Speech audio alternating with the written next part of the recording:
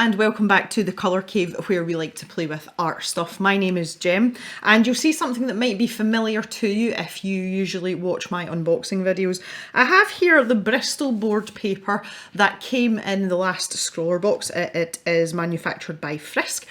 Now, the reason that we're doing this today is we ended up having a slightly awkward conversation that involved Frisk in the comments section under that unboxing video. And reading between the lines, I'm not saying this is gospel, this is my interpretation, I sort of got the feeling that Frisk were not entirely happy that it was paint markers that were provided in the box, and that they didn't really think it showed off the best attributes of this paper. And they encouraged me to try out other media on said paper. So that is exactly what we're going to do today. I'm quite curious because Bristol Board is something that I tend not to use. I like textured paper, and Bristol Board is naturally very smooth paper. So I thought we would maybe give it another whirl today and try out some other stuff on it. Because my issue with the paper, if you haven't seen that video, is that it took very, very few layers of the paint markers. So it was like acrylic paint markers that we used. The paper seemed to be very delicate, and it didn't take long for the paper to pill and start to sort of bobble and just generally break down. Frisk have assured me that this paper is high quality paper and that it works well with other media. So I have here, I just wanted to show you the pad. I have here a couple of little sketches of my pineapple chicken butt that I've been working on. Now these are just really rough preliminary sketches, but I thought we could use these to test out some different kinds of materials and see if the paper is worthwhile using for other things.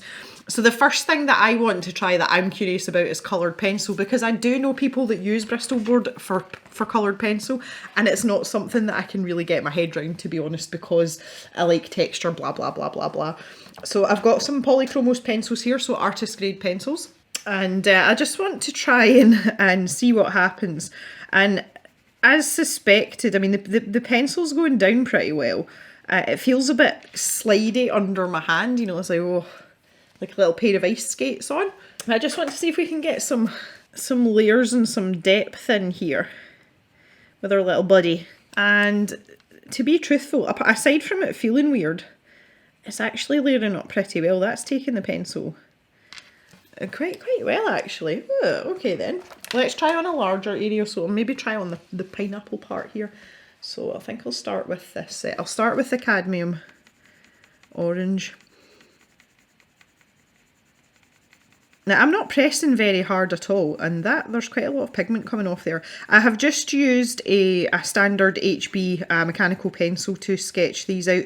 What I did was I actually had the original, like the really rough sketches in my yellow sketchbook. So all I did was put that under a light table and traced over them, so that's why they're quite uniform here. So that this it's going down quite well. This wouldn't be my preference for coloured pencil, but I mean it's taken it well enough. There's not any issues. I don't know how well it would be to get this nice and even. I don't know if you'd be able to get enough layers to get a nice even distribution, but we can certainly try. It's taking colour down over the top as well. Well, there's certainly nothing wrong with that. It doesn't feel... you're not going to get many layers. I'm struggling there to get much more down on the paper. So if you're a layering kind of person, perhaps not. Maybe the likes of Prismacolor, really soft pencil that you can just, you know, you can just basically bish bash bosh that down in one layer. You might get on better with something like that. But certainly, I mean, it's taking the pencil. If I press hard there and just kind of like smash down a really heavy layer, you can see how vibrant that is, and it's blending in with the brown at the bottom here pretty well as well. So truthfully, pencil okay, say not necessarily what I would go for, but coloured pencil, yeah, sure, why not? Okay, the next thing I've got here is some water-based markers. These are the Caron Brush Marker Pros, which I happen to like very much because they've got a really nice brush tip on them. I'm really curious to see how the brush works as well, and see if there's any feathering or bleeding. So let's zoom in a little bit more just so that you can see what's going on there. And oh, now that's nice. It seems to be soaking into the paper quite quickly as well, with very little feathering and very little bleed. Well, that's interesting. You're getting some quite uniform colour there. So these Karen brush markers, as I said, they're water-based ink. They are water-soluble. Oh, that's nice. I like that. Right, let's grab a darker green. I love these. I don't use these pens nearly as much as I should. I just want to make sure that's completely dry before I start. So using a second layer, there is a little bit of spread, but again, it's actually not bad at all. With some black in here for the eyes. Okay, yeah, well, I can't complain at that. That's fairly good. I think if you wanted to work in layers and layers, you might struggle a little bit, but generally that seems to be quite nice. It's taking the brush strokes quite nicely. Like, I actually can't complain with that at all. Like, I really can't. So the other thing I wanted to do as well was just to test out a few different brands of fine liner as well. And more specifically, I wanted to try a brush liner. So I've got the super tiny, teeny weeny uni pin here. So this is oh goodness me, the really, really fine one. And I want to see if we can, if there's any feathering or bleed. And yes, it's quite ironic that we're doing this on feathers. And that's taking that like a boss. Like an absolute boss. And I can easily go over my water-based marker here as well. That's absolutely not a problem either. So we're a win for the brush markers, and that was kind of like what I was most concerned about, I would say. You can see I have like the unsteadiest hand in the world for stuff like this. I'm just demonstrating a point though here. So good for brush markers. So uni pins are fairly good. I've got a Derwent line maker here as well. And this is a bit chunkier, so I'm going to use this for his legs. Something I learned about doing this little exercise, just getting ready for this video, was I need to learn how to draw chicken feet. So we're working on that before Pineapple Chicken Bot becomes a sticker. We're gonna get better at drawing chicken legs. Again, I could be using another fine liner here. There's no issues with that at all, which I'm really, really pleased about. And I've got this Unipin grey brush as well. So we're good there, and I'm able to layer that up. The paper's not really complaining, which is quite nice. We like that. And I've got a Faber-Castell Eco Pigment here. Again, down over the top of pencil, and no issues whatsoever. Okay, so I've done this deliberately now. I have put the fine liner down first. I've given it a couple of minutes to dry, and I'm going to see what happens now when I try and put this over the top. And this is back to these water-based markers, and that is smudging the fine liner, which I know the fine liner itself is okay with this on other paper, but you can see there if I do that now, yeah, that's probably needs a little bit longer drying time on this paper. Yellow's a really good colour to show this up as well. If I just go straight through there, you can see it smudging it. So if you're going to use fine liners and water-based markers, you do need to give the fine liner a reasonable amount of time to dry. I gave that about 3 minutes there, because it seemed to me that the ink's soaking into the paper really quickly, so I honestly didn't think that would be an issue. So there is a little word of warning for you if you're going to try this paper. So I think just from what we've tested here, I'm a little bit curious to see if we can blend some of this water-based markers. It seems to soak into the paper really quickly, so I don't think we're going to be able to blend them at all. And there you go, I'm going back and forth here, that's pulling up the paper again. Wowee, jeez, can you see that? That's actually a bit of the paper there. So, not great for stuff like this. It did take subsequent layers reasonably well though. So again, if I just do this here and let that soak in, and I can physically see it soaking into the paper while I was doing that there up here. And there's nothing coming off in my finger, it's not smudging, but I can feel the paper's not happy. There's a tiny little bit of bleed there, it's not much though. But I just want to see if I can build that up. It seems to be okay if you go gently. There's no problems there, like none. So I think the moral of the story with this is just no sudden movements and everything seems to be fine. So for me, water-based markers, I kind of like to use them so that I can blend stuff together. This paper is also not really designed to take wet media, and that's something to take into consideration. But in terms of fine liners, pencil seems to be okay as well. And I would wager that if you used a soft pencil and did a lot of blending techniques as opposed to layering techniques, we'd probably get on a bit better there as well.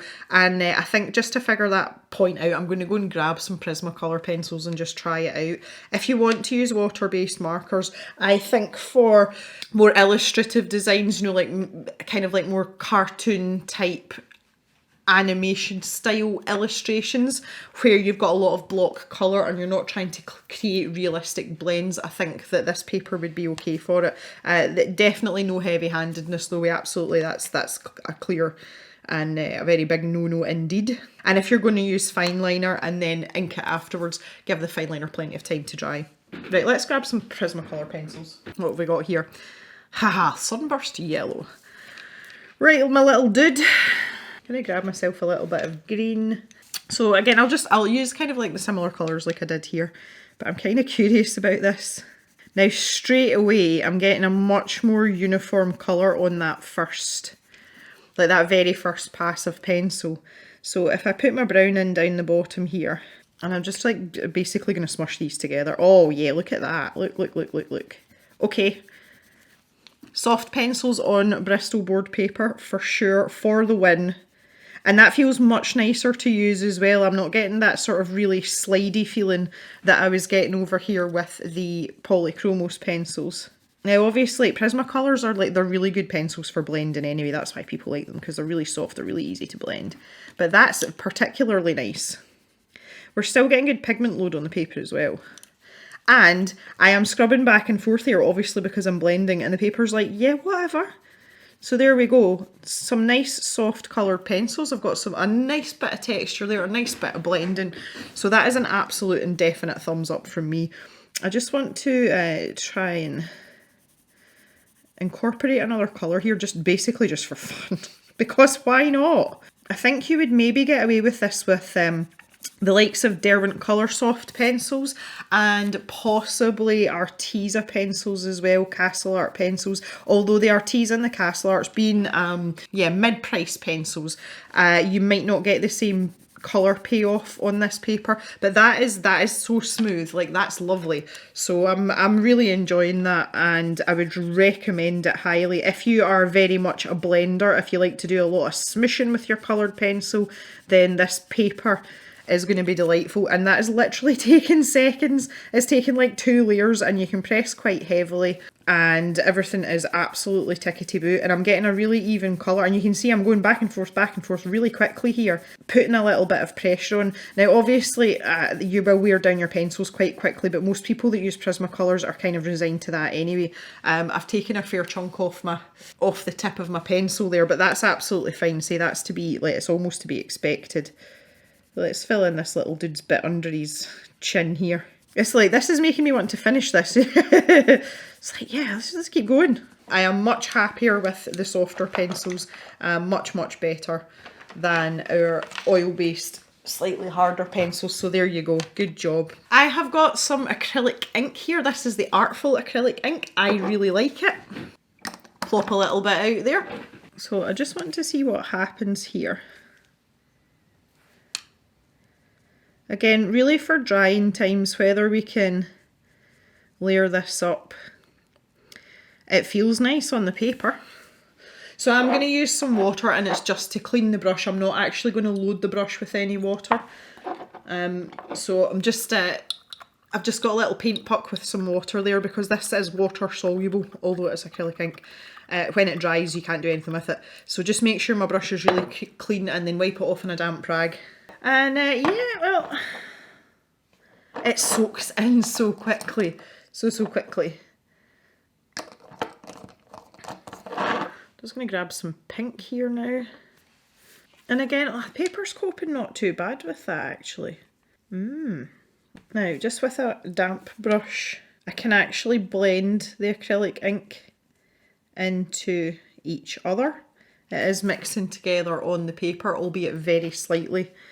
But once again, the paper's not entirely happy. Oh, that's lifting now.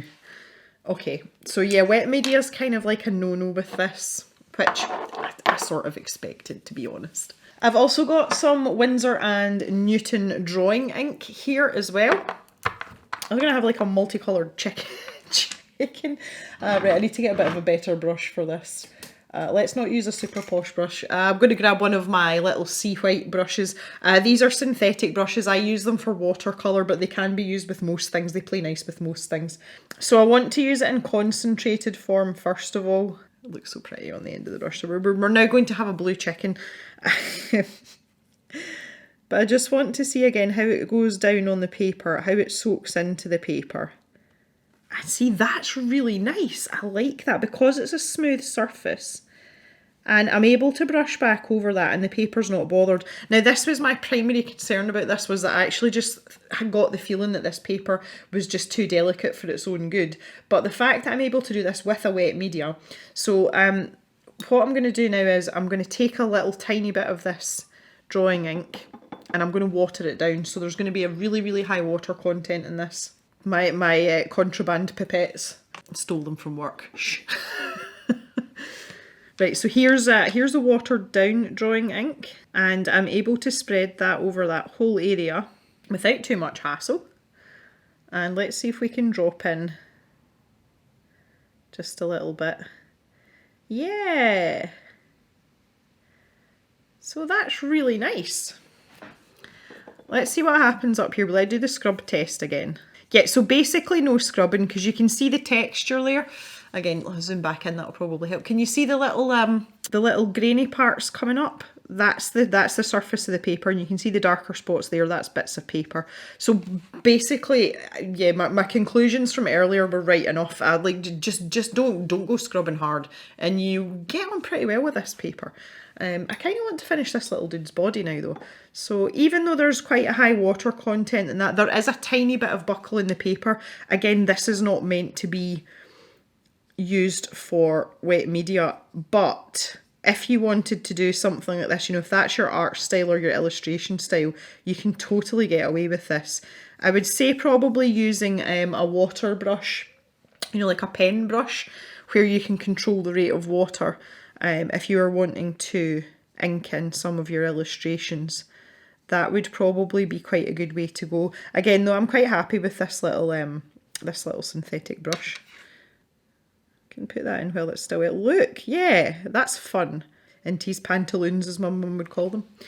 So she, any chickens that have got feathers round their feet or their ankles, she calls them their pantaloons because they look like old-fashioned. Okay, so it's a tick for the drawing ink as well. We'll let that dry and see what happens. I've got some quite nice effects there as well, but when I've wanted a nice uniform line, that's held its own versus the rest of the drawing ink that I've put on the wing there. So that's really encouraging as well. I think I would recommend this over the acrylic ink if I'm truthful. And the last little test here is something that I'm really curious about because I associate smooth paper with alcohol markers, and this is a Copic sketch marker. So these are the ones with the chisel nibs and the brush nibs at the other end, you know, the little twin tips on them. These are sort of like industry standard for alcohol markers. But our alcohol markers bleed. They bleed through everything, and I just want to see how much this is going to bleed and whether or not the paper will allow me to stay within, there's the big ones, the paper will allow me to stay within my lines. So what I'm going to do here is I'm going to grab one of my fine liners. I'm going to grab the Derwent one. I'm just going to line this first, and so it's going to have more time to dry. And we're going to try with the alcohol marker. Now I know that these fine liners work well with alcohol markers, but paper can sometimes interfere with that. So I'm gonna try that and see what happens, and I'm gonna go down here first. So let's fill in his little leg, and the paper's just going sucking that right up. And I'll use this brown here. Okay, so I am able to go in, and that's going down better than the water-based markers in terms of layering up on the ink that's already there. I quite like that. That's quite good. Can we do a little bit of blending? Oh yes, we're blending. yeah, I'm really enjoying this. This is good. This is great. Now, here's the interesting part. If we turn this over, you can see it's bled through onto the other side. As I said, most alcohol markers will do that. Interestingly, so has the water-based marker in several places.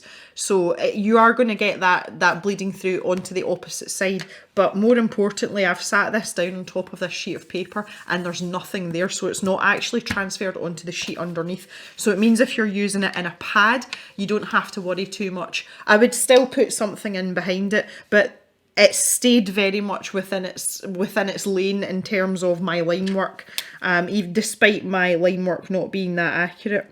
And I'm going in here with this fine liner now, and that is going down over the top of that with no problems. Absolutely minimal feathering. So that tells me that the paper is absorbing the alcohol content quite quickly, so it's drying quickly, which is absolutely ideal. So I am super impressed with this. I really, really like that. And that's gone far better than I thought it would, if the truth be told. Right, okay, up here now for the top of the pineapple. I'm going to go over the top of this with some alcohol marker. The old trusty Copics, and you can look how much that colour's popping out, like it's great. I've got two shades of green here. I have got lettuce green and Spanish olive, so these are yellow greens. And let's see how the fine liner copes. Much better. So we don't have to worry about that there. I can go in with my olive green while this is just still a wee bit damp. Look at that. Absolutely tremendous. And see, I can even blend that out a little bit, make it less harsh. It seems to be okay with multiple layers of alcohol marker as well. And it's soaking in pretty quick. So if you want to build up richness and build up layers, you're really not having to wait long. Again, as long as we avoid that scrubbing motion, putting down strokes there. Now this is what I did with the paint markers originally, but paint markers are pretty rough. You know, they're kind of like the rough and tumble of the marker world, whereas the alcohol markers are much smoother and they're a lot more forgiving on things like this. But these nibs are really, really soft. The Copic nibs are amazing. But look how much colour I can build up there. There we go, it's starting to soak through now, but that was mega layers. That was like mega layers. So I am suitably impressed with the Copic markers on this. I really, really am. Do his eyes the opposite way around this time. Again, I haven't finalised any of this design. I'm just kind of like messing about with it. But it seemed like as good a subject matter as any for this. And this drawing ink has dried in fine. I say like minimal buckling. You can hardly see it on the other. Normally you can see the indents on the other side. You can barely see that. So if you keep water to a minimum, I would say drawing inks, and the fact that you're watering down drawing inks is a go. And I like the fact that I've been able to get like a little bit of texture and just something a little bit different, a bit of interest here. Please do not judge my outlining. I say this is not my strong suit on account of having a weird hand.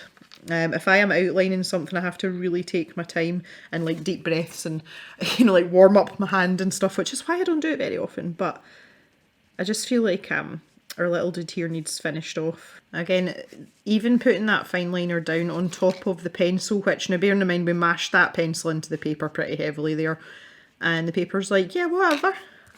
That's fine, we don't mind.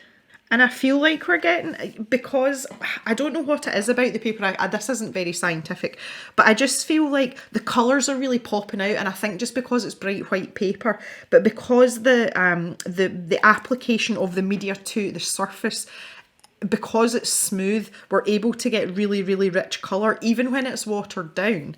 And this kind of makes me want to do this type of illustration on this type of paper. And now I know that I can use pencil, because as you all know, Jem is indeed a pencil monster. Then that's kind of opening up another type of paper for me with a certain type of pencil. There you go, guys. The Frisk Bristol Board paper is indeed not to be sniffed at. What seemed to be a very delicate and not very structurally sound paper can take a surprising number of mediums. Now, with all papers, some better than others, is not designed for wet media. But the main thing is, as long as you avoid a scrubbing motion with markers, it'll take pretty much anything. So I would say definitely a thumbs up for soft coloured pencils. Definitely a thumbs up for alcohol markers and fine liners.